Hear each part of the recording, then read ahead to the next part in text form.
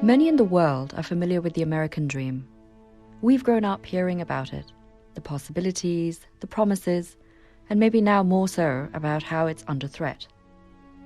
Now, for a lot of people from South Asia, the Gulf region represents a bigger dream. For even though it's a clearly defined work-led relationship, in other words, migrant workers come here to work, the region has served as a springboard to a better life for millions of families. Every year, hundreds of thousands of migrant workers leave South Asia for the Gulf region in the hope of escaping poverty and providing a better life for their families. Remittance earnings help drive economic prosperity by contributing to the home country's foreign exchange income, but they also help transform the local economies of their towns and villages and result in higher indices of social welfare. I've been to districts in Kerala and Tamil Nadu in southern India and Rajasthan in western India where the signs of social mobility are clearly visible. You can identify the houses that have been built with Gulf remittances as they stand massively and sometimes ostentatiously next to shelters, for lack of a better word, that barely have a roof. The Gulf houses in these villages were proper houses that had been constructed with brick and mortar and would have a kitchen and a toilet inside the house, while the non-Gulf houses would be significantly smaller. Do we have a sense of how small they were?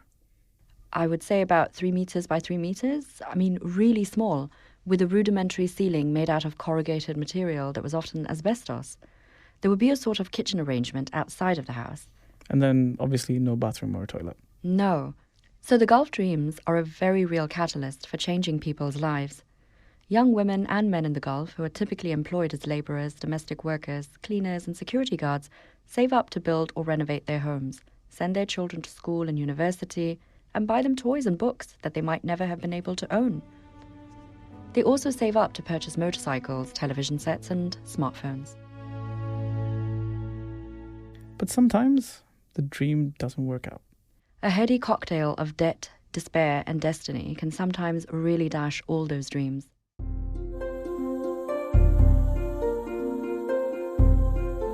From Amaya Media, this is KaramāSūtra, chronicles from communities we've grown up with. I'm Vanita Bharadwaj. And I'm Chirag Desai.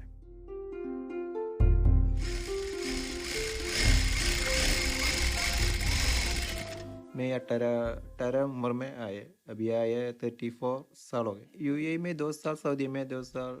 Suresh Kumar is a 52-year-old tailor from Kerala, India. He left India when he was 18 years old. He's been in the Gulf for 34 years and has worked in Saudi Arabia, Oman and the UAE. जानते वो time उनको दोस्त बोला cleaning company में आए Saudi में एक cleaning company में वैकेंट है उधर 2 साल काम करते हैं तो तेरा. By his own admission, he wasn't academically bright or particularly ambitious. So when he was 18 years old, he moved to Bombay and his friend told him to join a company in Saudi Arabia. So this is the bit where destiny kicks in, because after a few months, his employer wasn't able to pay his salary. Suresh left Saudi Arabia for Oman, where he once again found himself working for a company that couldn't pay him his salary on time. उधर भी salary है नहीं देते 3 महीने 4 महीने 5 महीने salary balance है. He finally ended up in Ajman in the UAE in 1990, and he worked as a helper to tailors where he picked up basic tailoring skills. 3 बहनें घर पे वो स्कूल में पढ़ते फिर बहुत तकलीफ है घर पे हमारे साथ पैसा कितने मिलेगा उसका. As the eldest child and only son, he also had the additional responsibility of financing the weddings of his 3 younger sisters, which in Indian society can be quite an extravagance. में जाने के लिए हमको टेंशन है वापस आए मैं इसके साथ पैसे पूछे दे देगा बोला 4000 यूएई दिरहम्स का दिया हमको वापस दिया 50 दिरहम 25 दिरहम में. Gulf migrants have the dubious distinction of having to live up to these expectations of the foreign return multiplying his estate just because he left the homeland. And these expectations can often be far from the realities of their actual earnings, which can set people off on a misinformed journey of debt. And this journey, more often than not, starts right at home. The cost of recruitment forces migrant workers to sell their land or livestock and anything else they might own or borrow from banks and moneylenders. These fees alone kickstart their debt cycle before they even land in the Gulf. Agents in their homelands are known to charge potential job seekers fees that include the true costs, such as for their passports, air tickets, insurance, medical fees and paperwork, but also unspecified and unlisted line items, such as commissions and bribes. Labor laws in the Gulf countries prohibit employers from transferring recruitment costs, but this doesn't apply to agents who then take advantage of desperate job seekers. The International Labour Organization broadly estimates that each Asian worker in the Gulf is likely to have paid on average $1,000 more than the true recruitment costs, which workers should not be paying for anyway. One estimate placed the amount that South Asian workers are paid in bribes in their homelands for Gulf jobs at $15 billion. And the cruel irony of disproportionate exploitation is that the poorer the worker, the larger the payout, and the more likely they are to be deceived about their job prospects. Main aspect is to have a better life as the neighbor. A neighbor went to Gulf, he has a better life. So that what is happening, there are unscrupulous agents, many places. And some of the area, I know the detail about India.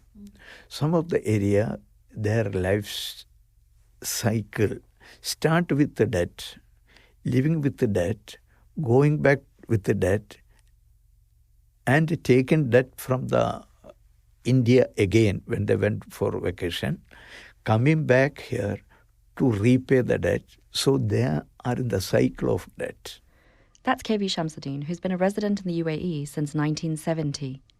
I arrived in Dubai by a ship. Immediately I went to Sharjah. Still I am living in Sharjah, now nearly 50 years.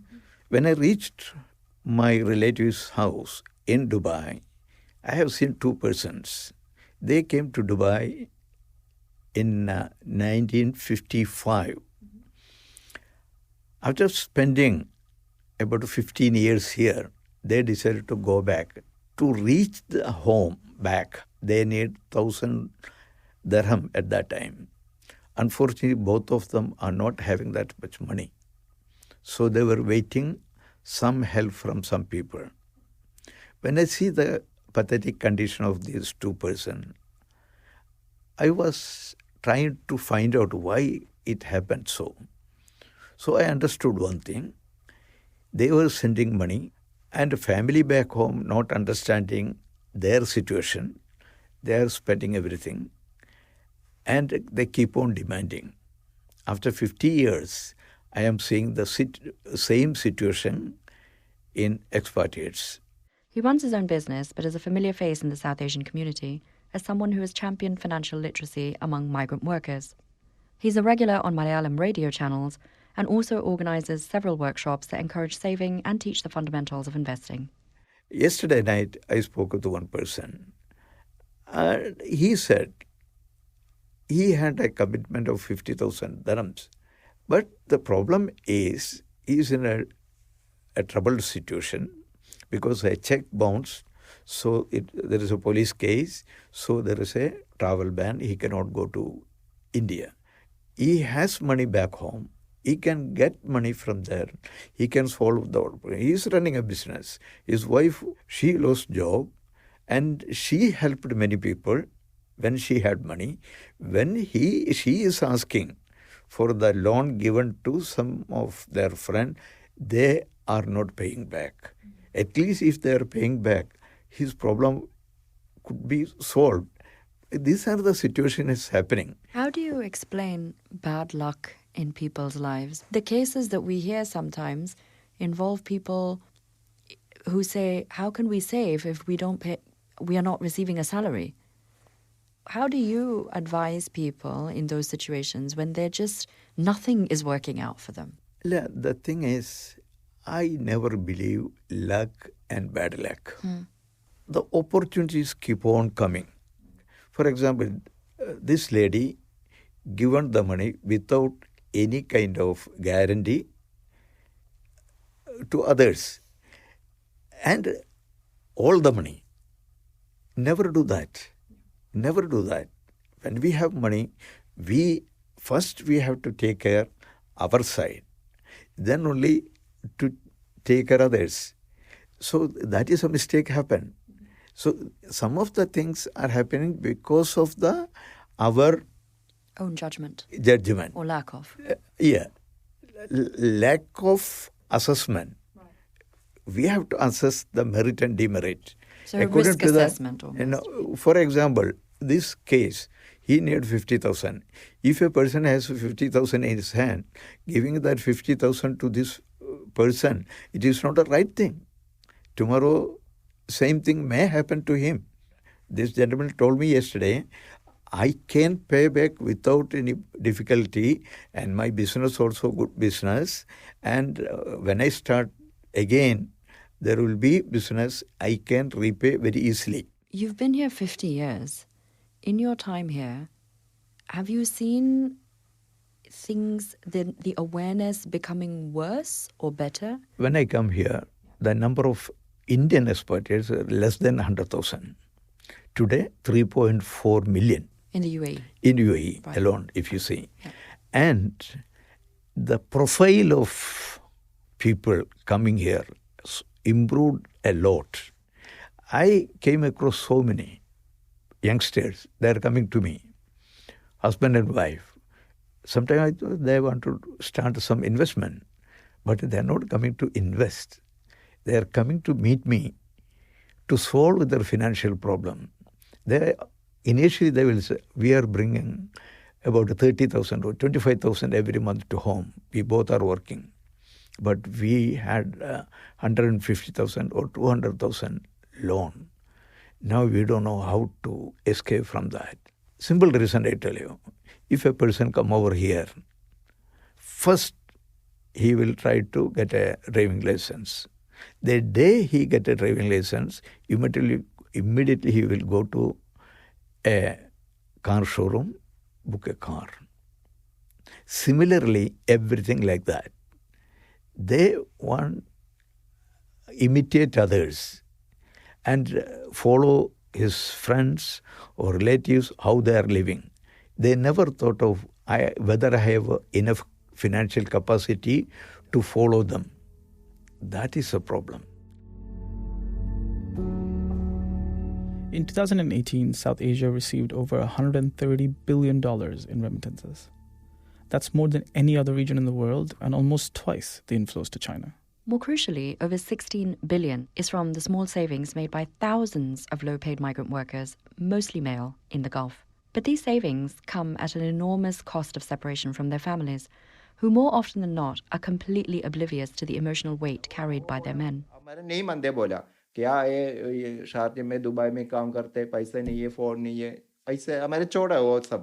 I expatriate come over here, the family back home, they felt from today we will be having a luxury life because my breadwinner is in the Gulf.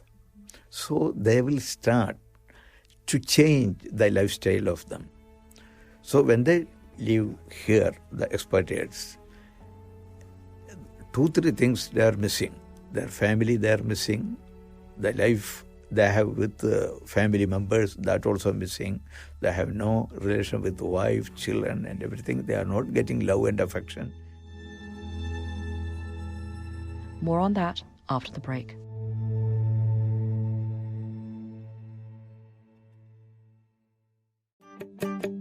Hey, we have a quick message from Aleph Collective, a caravanserai for South Asia and the Muslim world. Aleph Collective and its storytelling initiative, Kissa Go, will be presenting a traveling festival that will mark its inaugural edition in Dubai in 2020. The festival will cover everything from art to ecology and tech to theatre, along with film, food, music and literature. The team is reaching out to you, the community, to join them and become a part of the festival. You can show your support and see yourself represented by reaching out on Instagram at Aleph Collective Official and Kissago Official. That's QISSAGO Official.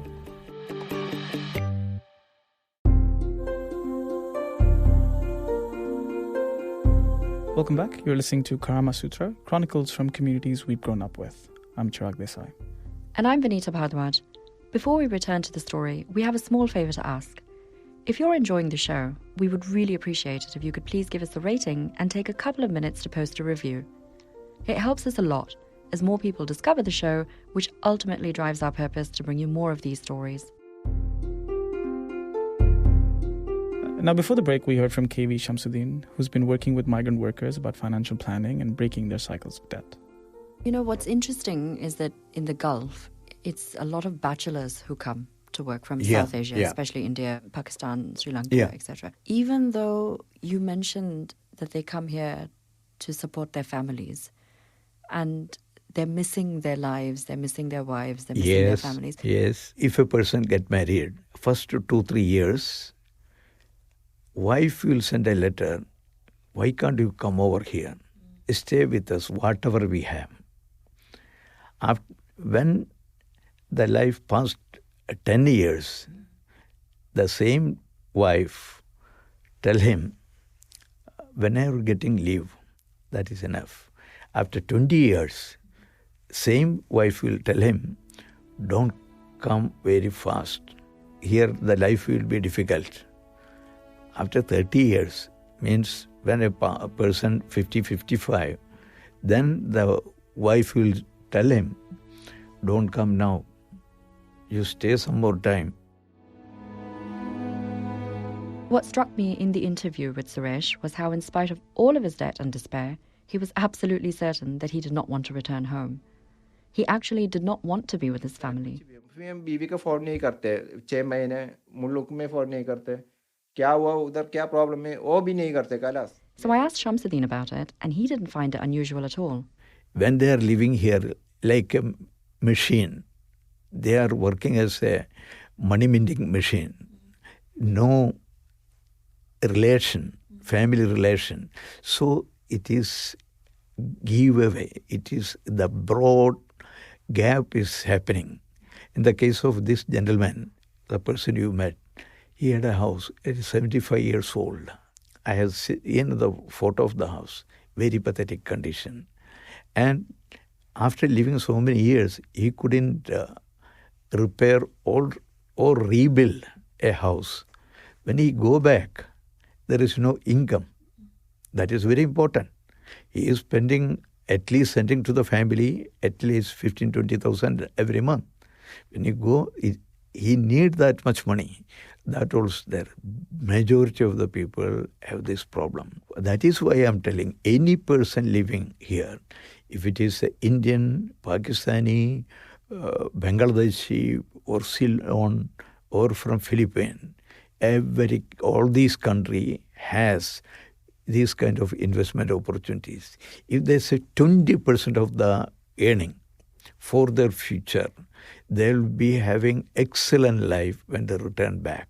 But they are not thinking about it. What is stopping them from thinking? Why don't they think about it? Lack of knowledge. They don't know any information. I had a chance to get to talk this subject to Filipinos. And there are some Sri Lankans. They never heard about. They have these kind of opportunities. And they were thought of, if they are not doing this, we will be in trouble. They are just like a mechanical life they have. That earning, spending. They are spending, sending some money to their family. Some they are spending here. That's going on. When they are going to the end of the life, back home, then only they realize that will be very late. Many people are starting business. When they start business, there are so many aspects. Starting a business is very simple, but the running is very difficult. They can sell the product, but the money will come after 4 months or sometimes 6 months also. So he must have enough money to run the business. Secondly, if a person starting a business in smaller way and growing its own, it is okay. But when they start the business, they want to grow so fast. So what they will do? They will try to get money by loan. Very difficult to get a new business to get bank loan. So they will use credit card. They will take a many credit card. The interest for the credit card is 40%. 40%, yeah. 2.5%, 2% monthly. If the compounded, are they getting 40% return when he sell a product? Will not be. Suresh's debt cycle kept growing over the years. At some point, he decided his best bet was to set up his own tailoring shop. Bear in mind, he was not on firm financial ground, but he had to borrow more to fulfill his Gulf dream. Cheque भी नहीं, bank में account भी नहीं है, ये अभी है. It didn't help that he was never a part of the formal financial sector and could not access loans from banks. So he really had no choice but to borrow money from private lenders, which is illegal. उसका interest ज़्यादा है, 1 लाख के ऊपर आया है. Between trying to set up his own tailoring shop and the emergencies back with his family in Kerala, it didn't take long for his 19,000 dirhams, or about $5,000, to balloon into over 100,000 dirhams, or $27,000, with the extortionate interest formulas that illegal money lenders apply. ऐसे जाएगा, उसमें सोचेगा train आएगा थोड़ा मारेगा तो अच्छे, क्या जिंदगी किधर भी जाएगा तो अच्छा नहीं है, किधर जाएगा सही नहीं है, फिर क्या है इतना सा. It was heartbreaking to hear him talk about his life, and it's a question he repeatedly kept asking. What kind of life is this?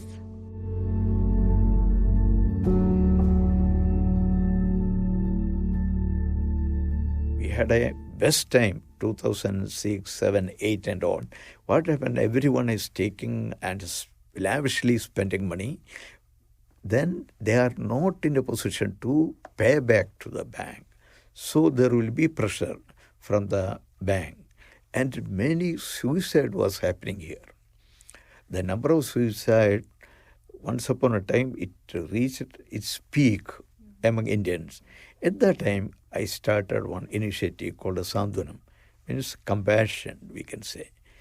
People, those who are in the situation, they can call me to ask their situation, to find out their problem. Sometimes they want to cry. Normally from the society, what is getting, always they criticize such people.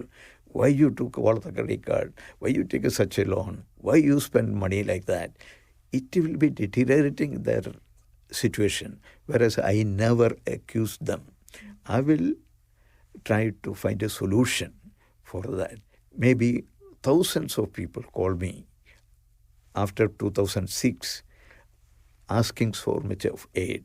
And not only that, when I announced that, so many people come forward, like psychiatrists, psychologists, social SWP qualification, such people. Then all of them were ready to help such people. But a majority of the people calling me are the segment of had a problem of the financial. Now, when they call you for help, what sort of help do they expect? Help, all these issues can be solved. If a person, I have one experience, a person has a 200,000 loan, 13 credit card. He said, I was drawing about a 25,000 dirham. I was getting salary plus incentive. Total 25,000 he was getting. Once these people started pressuring him, he cannot work properly. That was a problem. Then I told him, you do one thing. From tomorrow, you go and meet all the banks. Tell them, I was a person getting 25,000 salary, including my incentive. Now it reduced to less than 1/3. So this situation, it is impossible for me to pay. But if you give some relief, extended time to pay back, I will work, I will get peace of mind, I will pay, definitely I will pay. When he approached all the banks, 9 banks out of 13, 9 banks agreed to extend it. Today, it will happen 2007. Today, this person is running a food industry in Ajman. He left his job, started his own, he got married his daughter and is living very happily here. This is the situation. Everything have a solution. If God is creating one problem, there will be one solution also. That we have to find out. So my experience is nothing impossible. We can solve all the problems. Now the issue is, earlier it is a one man is doing all these things. Today our population here is a huge. I trained about 96 people to do the same thing. When I conduct a program for a group, I will tell them, next time don't invite me. one among you has to do the same thing. This process, the process of expatriates coming here, going back, it is an ongoing process. Every flight landing in GCC countries, there will be a newcomer for the new job. Every day, flights from GCC countries landing all the regional countries, each and every flight, there will be people going for good. It is an ongoing process. So, this kind of guidance is needed.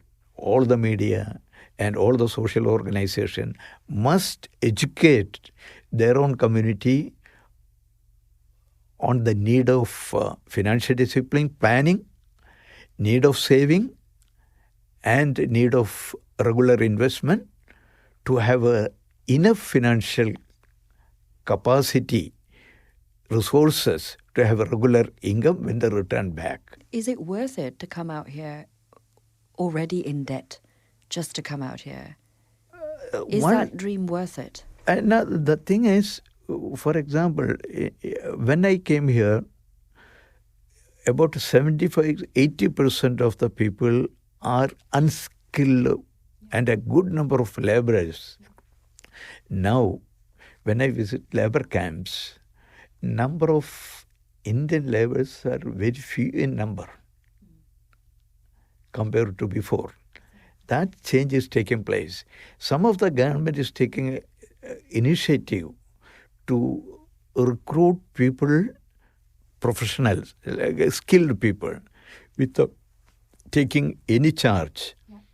And there will not be any kind of what we are seeing otherwise. These kind of things also we have to educate to the people. Never go this kind of agents, don't pay money for such things. That is the thing. Because unless getting a proper education, it will not stop. It will keep on continuing. That is the present situation.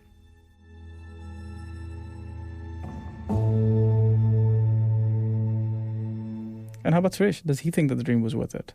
Well, I did ask him that. And his response, to be honest, was that he would have stayed back in India. So where is Suresh now? Suresh now works and lives in his small tailoring shop in Ajman. He specializes in making traditional clothes for Arab and Balochi women. However, he has remortgaged his house back in India to pay for his new lease here.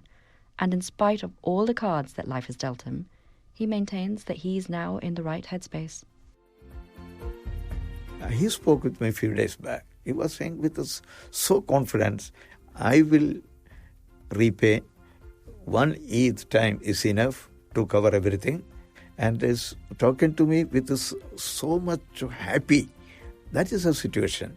You know, these kind of things every individual can do. This episode of KaramāSūtra was hosted by me, Vanita Bhardwaj, and produced by me, Anshurag Desai, who also edits the show. With support from Abhishek Venkatasubramanian, Sukaina Kazmi, and Zainab Ujjaini. Special thanks, of course, to Suresh Kumar for sharing his story, and KV Shamsudeen. We'd love to hear your thoughts on this episode. You can connect with us on Instagram at karama.sutra. KaramāSūtra is part of the Amaya Media Network. You can find all of our episodes for free in Apple Podcasts, Google Podcasts, Spotify, and Angali. We'll be back on the 8th of April. Until then, have a great month.